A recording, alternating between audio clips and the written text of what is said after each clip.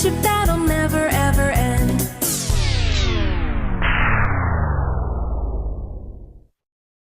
Run!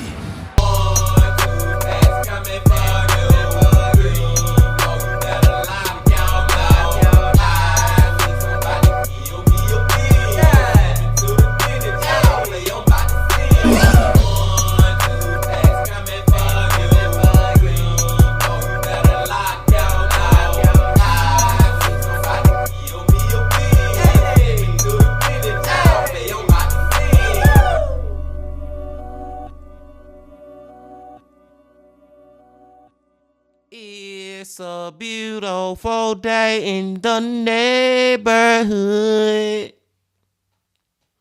Reaction Beanie Yo 496. Jack in the neighborhood. My brothers and sisters. Another Wednesday, another time to go back to our main man. And that main man is Mike from That Chapter. That Chapter Wednesdays, y'all. Hope y'all doing excelente out there today. And I'm glad that you came on back to the channel once again to fuck with the bean. And the title of the video is Twisted Teen Killer Hid His Dark Secrets in Plain Sight. Now I'm just wondering what Mike mean by plain sight, man. Like, is it gonna be like just to us watching? Is it gonna be like clear as day that, okay, this is your killer, but the police gonna be so freaking dumb, like they don't know that this is the killer? You know what I'm saying, man? Like, how evident is it gonna be when Mike's saying plain sight? I don't know, but we're about to see. But before we see, my brothers and sisters, y'all know what y'all got to do. Get whatever you may need. Get what you need, please. Another Mike from That Chapter Wednesday. Y'all got what y'all need, y'all ready to go? Then let's go. Hey you, and welcome. My name is Mike, and in this old video, the year was 2014, North Carolina, and a 15-year-old girl was just popping out of her house one night. She had to drop something back to a friend, just a couple of houses down the road. Be right back. Unfortunately, it appeared that right after, two things happened. One was that she didn't go to her friend's house. She went to the local creek. And she was not right back neither.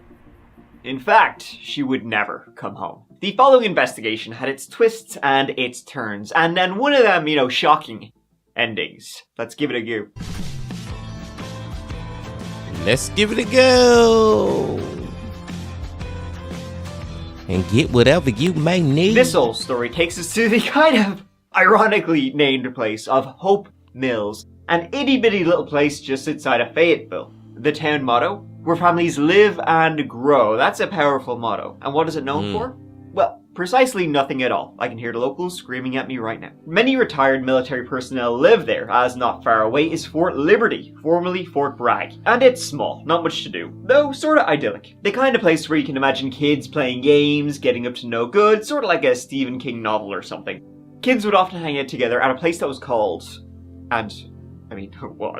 it was a creek, nestled deep in the woods, and they would hang out, swim, camp, all of that. One of the kids who often hung out there, was 15-year-old Danielle Danny Locklear.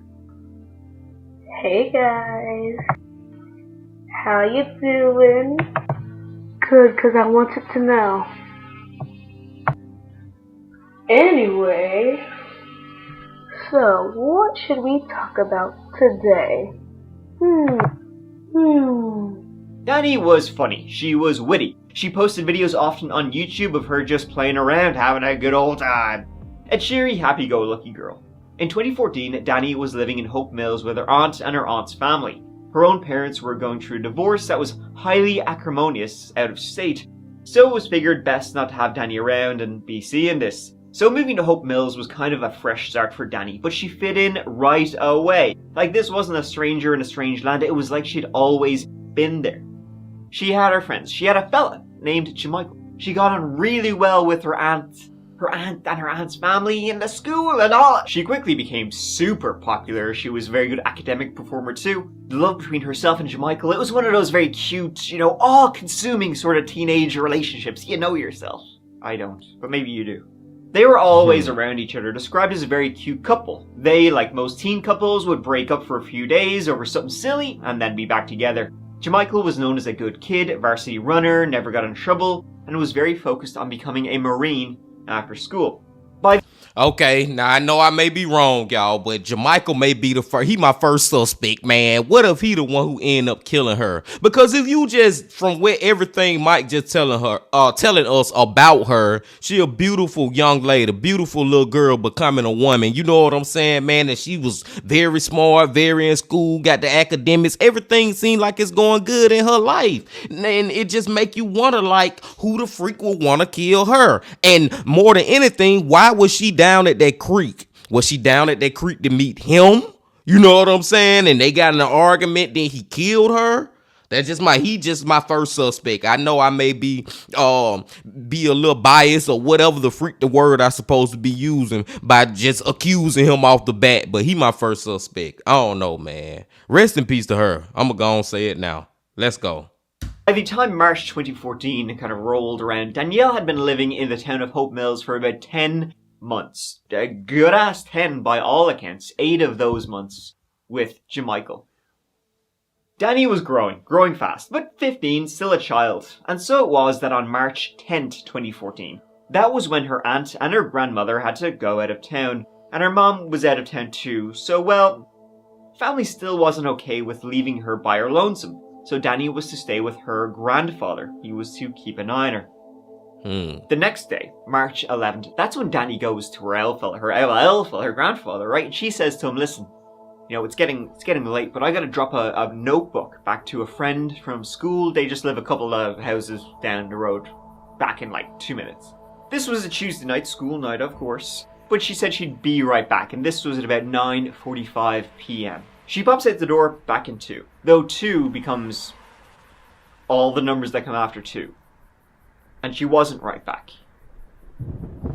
Crazy. The grandfather then began to wonder. He opened the door, looked down the street as it was only lit by street lamps, and saw no one. He went to this friend's house, Alexis, just a couple of doors down the street. Danielle was never there. It was the next morning that her aunt, her grandmother down in Atlanta, her mother down in South Carolina, they were informed that Danielle did not come home last night. The police were called immediately after. And can you imagine that for her freaking family that's down in what Mike said, Florida or Carolina, wherever they was, you know what I'm saying? And you find out that Danielle is gone missing, and you so far away, you already feeling helpless just because the fact that she gone missing. But just the fact that you so many freaking miles away, it make you feel that more helpless. You know what I'm saying? Like, oh my God. Whew. Let's go, y'all. Vanished without a trace. She's a student at Southview High School in Hope Mills. Investigators searching for the teenager held a press conference just a few hours ago. Brian Mims was there. And Brian, what are they saying about the circumstances surrounding this girl's disappearance? Jackie, what they're saying is the circumstances are a mystery. Hope Mills police are working with Fayetteville police, sheriff's deputies, the FBI. It's a task force of about 50 law officers to figure out what happened to this girl and where she is.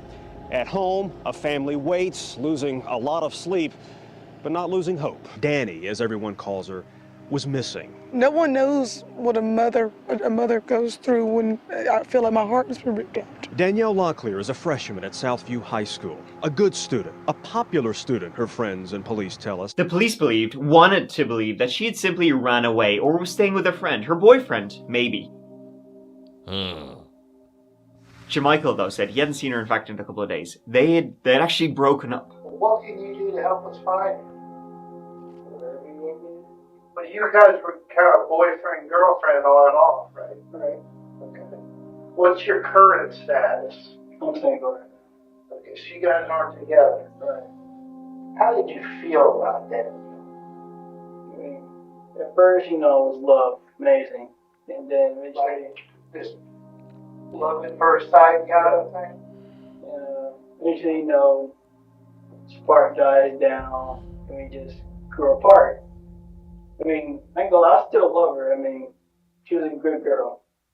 And you've done absolutely nothing to hurt her in any way, right? And you don't Bullshit. know anybody else that has. Bullshit, my brothers and sisters. Just hearing, because like I said, y'all, he was my first suspect, and after hearing that interview from him, he ain't convinced me in no type of way to not be my first suspect, man. I think he the one who did it. I think he did it, man. So, where was she? Well, the day she had gone missing, the 11th, before she'd gone missing, she hadn't actually gone to school that day. Her family were completely unaware of this, that she had begun ditching school. They had always heard whispers and rumors of this mysterious creek that all the kids hung out at. Maybe she was there. This was like a no-adult zone, but luckily, they found one teen who showed them where it was. And arriving at this creek, they saw something I would definitely describe as ominous. The word help carved into the dirt. Had Danielle left this? Further on down the creek, among the fire pits, clothing, just all sorts of shite teenagers leave lying around. They also found something even more worrying. A sock. Danny's sock. It was her night sock. One she would have been wearing as she was getting into bed. So there was no chance it had been left there some other time. She had been here the night she disappeared. They heard she might have been down by the big creek that runs next to the neighborhood, a long-time hangout for teens.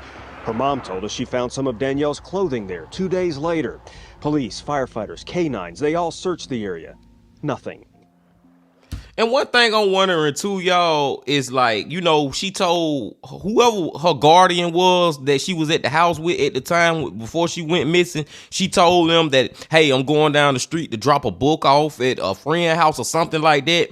I'm wondering, was she lying by saying that? Was she lying, but her real intention was to go down to this creek and meet that damn Jamaica dude, her boyfriend, ex-boyfriend, on and off boyfriend, whatever. But what I'm saying is, I think she probably was lying on that part, saying she going to go do this, but she really was going to go do that. Because we have all been that teenager, my brothers and sisters, tell the truth now, that have lied to our mamas and daddies saying we going to do something and we going to do something completely different. You know what I'm saying? I can tell y'all a million stories about that, man. But and maybe at the same time, maybe that's not what it is. Maybe she was not lying. Maybe that she was going to go drop this book off at this friend's house and she got kidnapped or something. Like, it's real open-ended right now, but I feel like the most things, if you put all the clues together that make sense, is that her freaking boyfriend, the one who did this. Long story short, short story long. Let's go. The friend Danny was supposed to go drop a book back at hadn't seen her, though she had hung out with Danny earlier on the day she disappeared when she was supposed to be in school. And Danny, she said, you know, she was in good form, she was down by the creek, she was seen on CCTV. She had been with a few others and it seemed like they were all having fun.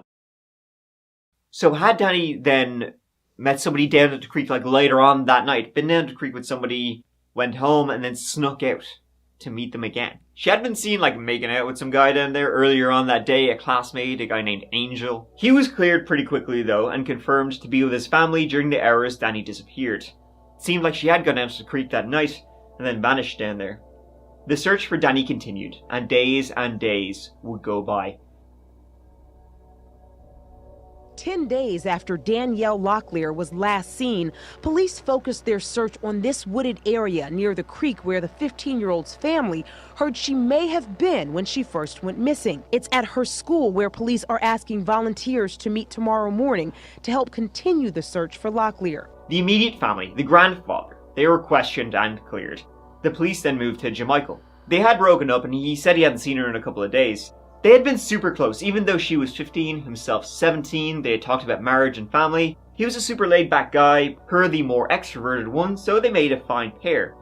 But now they had broken up, and she was missing.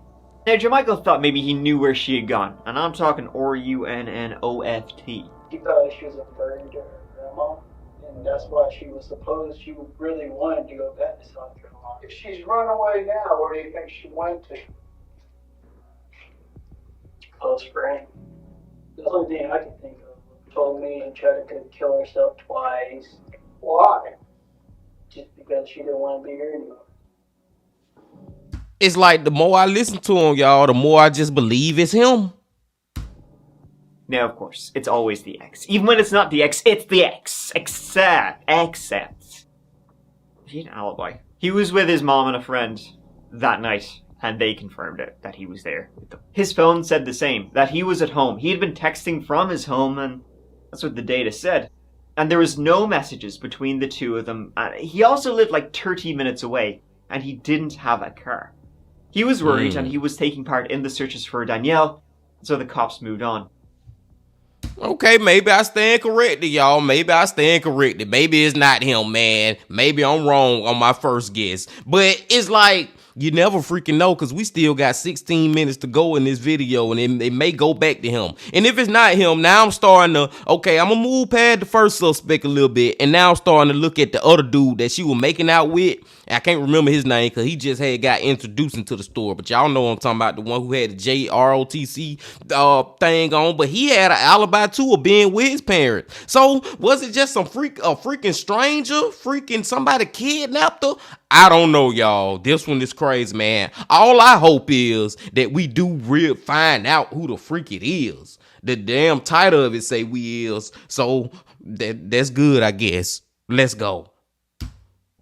The police investigated the school, any classmates, teenage shit, going on. There's all teenagers as well. One name kept coming up, a guy named Derek, and Derek was claiming he was like best buds with Danielle.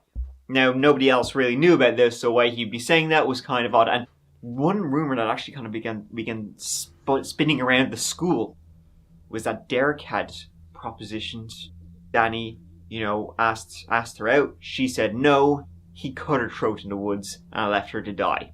When he was questioned by police, he said he barely knew the girl. The only thing I know about her, white female, black hair, blue eyes, went missing March 11th. Of course he would say that. Of course he did. Or didn't. When you did see her in school, where'd you see her at? Walking around in hallways. I basically said hey to her one time, and that was when I was talking to my friend Caroline. From what I've seen on Facebook, very beautiful face. She was a very, very beautiful girl. So you infatuated with her. She kind of held like a secret crush. No. She seemed a little too preppy. Kind of standoffish. Yeah. Was she standoffish to you? She seemed like a goody-goody. And honestly, I don't hang out with goody-goodies. Goody-goodies have a bad habit of snitching. I ain't gonna lie. I do illegal things, and I know I do. He was a real pops collar tough guy in the interview room. Watch out. Watch out. Once again, though, like every other lead, he had an alibi. Or claimed he did. I mean, he had an alibi, but he erased it. Around 8:30, my dad left to go to a pool tournament. Again, I stayed on the computer, job searching. Between Facebook, job searching, and TV, that's what I was doing all. I'm not really sure if there's any history on my computer. There might be. I'll have to take a look. Are you in the habit of erasing history? Yeah, I have a real bad habit. I've had a bad habit of it ever since my last Facebook got hacked. Hackers getting into my search history yet again, so I always have to delete my search history. Yeah, Derek, I think most guys have that problem when they're home alone. Danielle's. So do y'all think it's him, y'all? Y'all think it's Derek? At this point, man, I don't even want to accuse nobody anymore before we get real evidence. You know what I'm saying, man? I don't even freaking know at this point, y'all. Maybe it's him because he kind of like contradicting himself. Like, dude, why the freak would you just be erasing your damn your internet history? You got a bad habit of doing it because you got hacked. Okay, whatever. I don't know, my brothers and sisters. Let's go. Phone last pinged near the highway, the I-95, and it was moving fast, so she was in a car. Then it stopped pinging, and that was it. One thing that worried them was that road stretches the entire east coast, from Maine to Florida. She could be anywhere by now if she ran away, or was kidnapped. The police did search Derek's home. They found a burn pit, knives, and a shovel with what appeared to be blood on it. He also lived near the highway. However, just when they thought they were getting somewhere, it wasn't blood on the shovel, it was paint. Derek also didn't have a car. It seemed like he was once again telling the truth, so another dead end. This story is full of people who are telling the truth, but it seems like they're lying. And then it's like, oh, okay, fine, you are. Well, some of them. Derek was a bad boy, much like myself, but it turns out he didn't know Danielle at all. He was just a shit talker who claimed to be best friends with everybody. And Mike just said it too, y'all. He just made me feel a little better about myself for real, man. Because he right, man. This story is full of people who you be like, man, they probably the ones who did it. Then you have evidence they ain't do it. Then you be like, damn, okay, I guess. But you know what I'm saying? It'd be a kind of a disappointment in a way, like, whatever. Because you be so confident. I was so confident that Jamichael had did it, but he ain't do it. This is one of the more confusing that chapters we done had in a while, y'all, and I'm loving it. L'Oreal search efforts intensify for a 15-year-old girl more than a week after she vanished. How her family's coping with the teen's disappearance. It was April 2nd, 2014, 3 weeks after Danielle left the home that night, that a call came in. It was an off-duty detective, if you can believe that, who just so happened to be driving to a fishing spot when he saw something floating in the water. Is there a deputy that's close by with a pair of binoculars so I can make sure there's not a body in the water? It's chronic.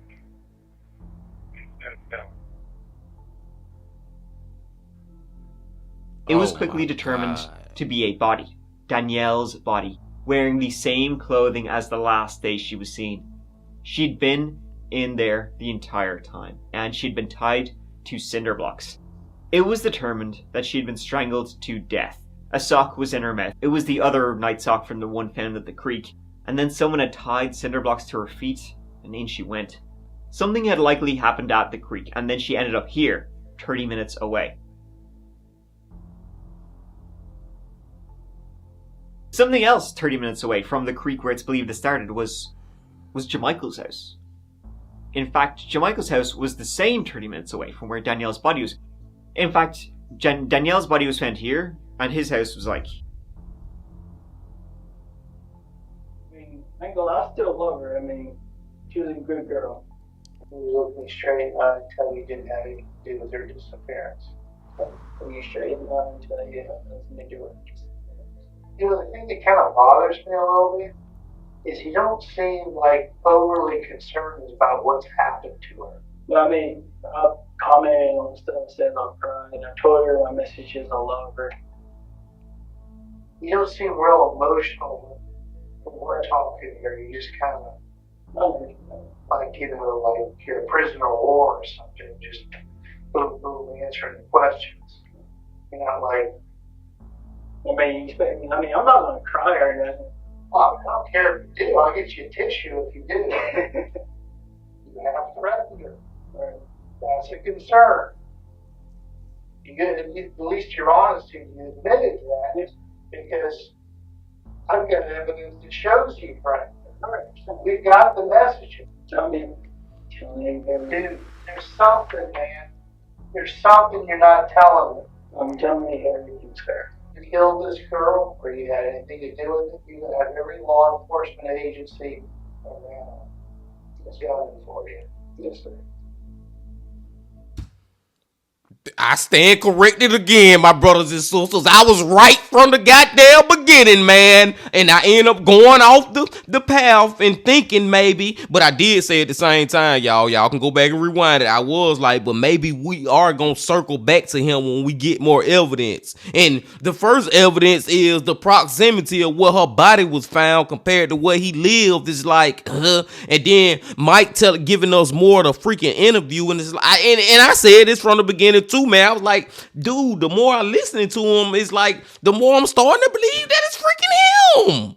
It's crazy, y'all. It's crazy, man. Let's go. Wow. The police did find texts between Danielle and Jamichael a couple of days before, and the texts were very mean, very cruel, and very threatening. She was trying to contact him. He was having nothing to do with it. He'd even blocked her on like everything. She kept finding ways to circumvent his blocks by using her friend's phone to contact him to try and tell him something. Why? He was taken down to the station again, this time with his mom. The police left the pair in there before going in themselves. That body, if it is hers, really how did it get down there? Somebody could have done it, but trying to frame you. Cause me and Mama know in our heart you ain't did nothing. Too much. Okay. You're saying you didn't have anything to get there. How do you think that's going to make you look?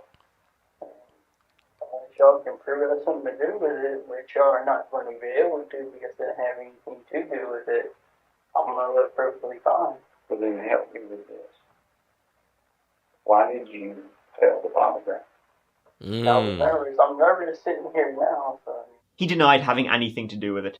However, the police found the very same cinder blocks that Danielle's body had been tied to at his home, along with the very same rope. But they didn't arrest him. They didn't have enough. Yet. You're saying you think I'm a smart kid. Yeah, I do think you're a smart kid. Why in the world would I put her down the street and around the corner? You ready for my home? Yes, sir. Right there. Come over there. What if I tell you that we found the rope that she was tied up with? And y'all found the rope? At your house? Shouldn't be around. Why shouldn't it be? Because it has nothing to do with it. Why the cinder blocks? Why the rope? Yeah. Why the polygraph? The evidence that's not going to lie. That's going to be the one thing that will get you at the end. You're going to look like a monster. You're not going to win this battle. He had an alibi after all. Though his mom and his grandmother said he was at home that night, they also said, yeah, he was home. But we didn't actually see him.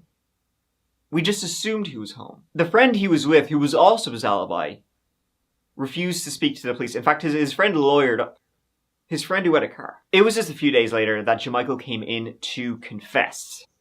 Or said he came in to, confess.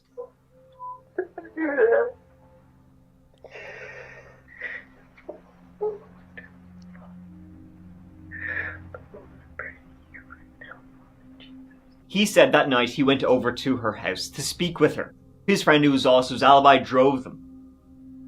I had took my wallet and I threw it against her window.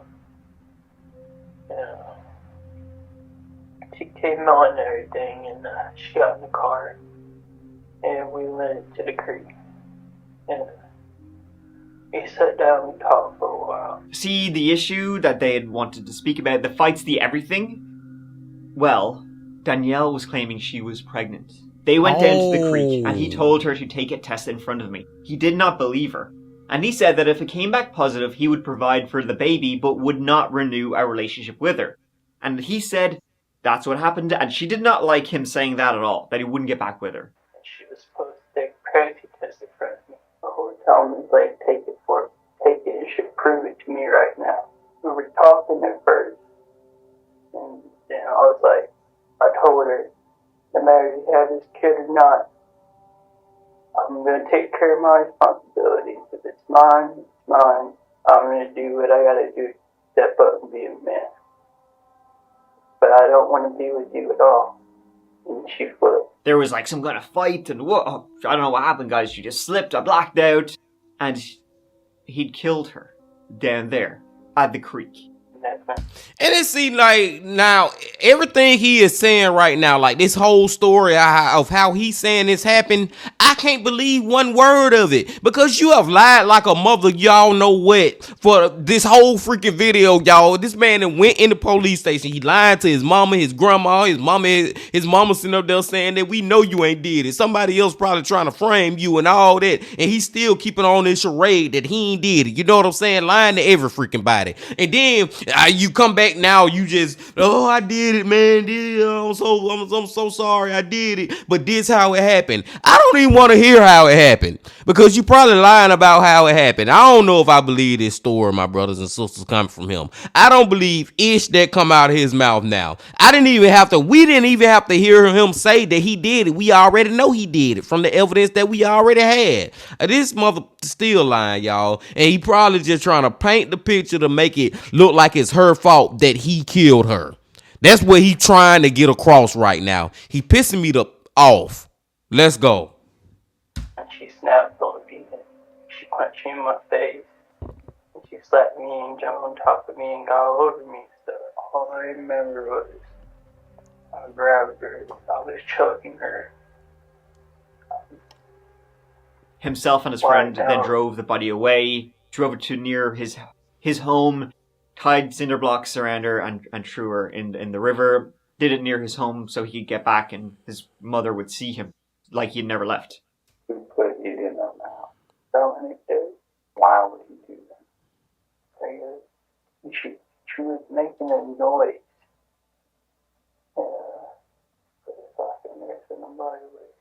When the sock was being placed in her mouth, did she move it on?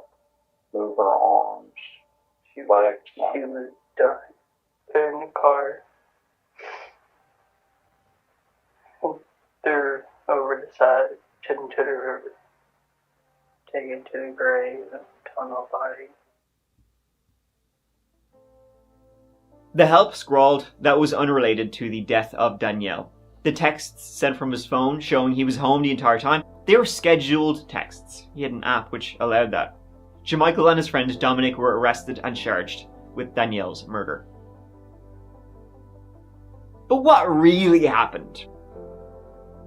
I mean, come on now. No one believed he blacked out. It's thought that he murdered her because he believed she was pregnant and he did not want to be a dad. Because, I mean, why would he need to bring her down to the creek in a very secluded spot if he wasn't planning on murdering her? True. Why would he schedule texts if he wasn't trying to hide where he was going that night? True. So he had to kill her. Then he would be free to go and do whatever he wanted, become a Marine, whatever. She was not part of the plan. The thing was, Danielle was not pregnant at all. So whether that part of the story is even true, we will never know. Jamichael pleaded guilty to second-degree murder, and in return was sentenced to 25 to 31 years in prison. His friend, Dominic, received 6 to 8 years as an accessory. For 2 years, the family of Danielle Locklear has waged a fight for justice, and now that chapter is coming to an end. I can't watch my baby get her high school diploma. I cannot watch her get married. That's the only one I can't even have any more children, Jamichael. And you took that away from me. You ripped out my soul. Police say the 19-year-old confessed to strangling Locklear during an argument. They say he and a friend tied cinder blocks around her body and dumped her into the South River. Danielle's body was found a month later. I know there's nothing I can do there, what I can say. It's going to bring her back. But I do want to apologize for the actions that I made. I know sorry doesn't cut it, but I do want to say I'm truly sorry.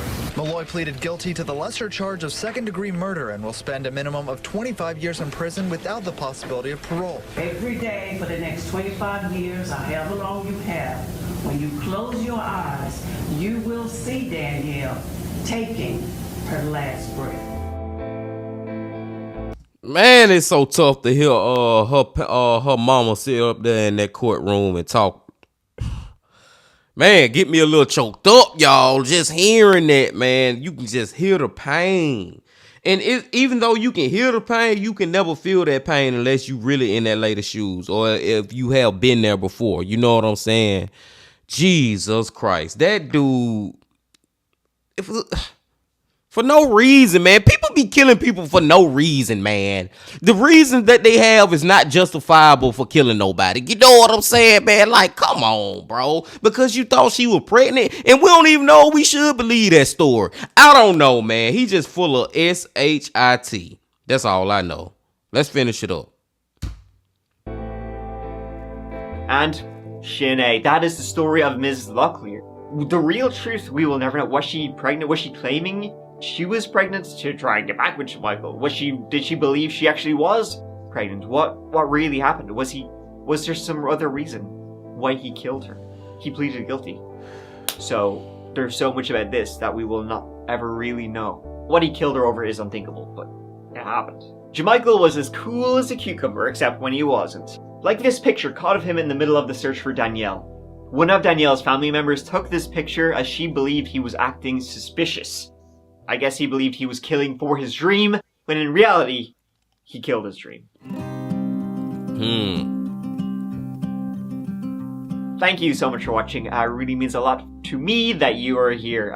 Thanks, guys. Here, listen, next video will be up in a couple of days, so please give it a go when it's out. But if you know what, you just can't wait. Please check out the That Chapter podcast, which has an episode out every single Monday. It's they're completely different stories to what I tell here on the channel. So please check it out if you're looking for something to listen to. But you know what? Until I see you, which will be real soon, please take care of each other and yourselves, because I love you. Mike out. Man, my brothers and sisters, I don't know what it is about these dudes that we've been watching lately. I just said this yesterday I just said this about the Lazy Man, the last video that we watched from the Lazy Man. I feel like that probably was his best video, and it's crazy for me to say this. I don't know if I'm just tripping right now. I don't know if the more we do this, the more I just love watching this shit with y'all. But I feel like that was just a top of the line That Chapter video, y'all. And maybe it's because of he had me going. And I said it from the beginning. I think it's Jamichael. I said he my suspect. And I was like, I ain't really got no reason, but I just feel like it may be him. But then I end up backing off of that because of these alibis. Then Mike brought a lot of other people. Well, I ain't gonna say a lot, but he brought other people that could be potential suspects. And I was like, well, maybe it could be them. Maybe. My damn mind was just fucked up. And then lo and behold, like I had said, we probably gonna come back to him, and lo and behold, it was freaking him, man. And I just like I said, man, people just like you. I don't think people really understand, or if they do, they probably just don't care, or they just crazy or whatever. But it's just like, man, when you kill somebody, that means you ending them. That means they can no longer live. They are gone. That's it. You know what I'm saying? They will never be able to do nothing else on our planet Earth. You get what I'm saying? Like, I don't know if people realize that shit, or they just don't care when they killing people. And he just a freaking character to be sitting up there lying like a mother, and then lying in front of his mother about the whole situation, but then show back up a couple of days later, oh yeah, it was me. But at the same time, the whole story he telling, I don't even know if that story real. I feel like he was making that story up more to just try to make it justifiable as much as he can that he freaking killed Danielle, but it will never be justifiable, dude. Just freaking awful, man. Just freaking awful, y'all. But a great video from Mike, though. A great freaking video from Mike, my brothers and sisters. But I digress. I'm gonna go on, shut up now, man. I can go on and on, but I'm gonna leave y'all right here. But before y'all leave, please make sure that y'all hit that like button, comment, subscribe, and do all that if you ain't did that yet. And come on back tomorrow. And I don't know where we gonna go, y'all. I don't know who we going to tomorrow. But just make sure you come on back. But until then, my friends, I also got this to say. Love, peace, and happiness. Stay safe. Don't stop. Keep going. Yeah.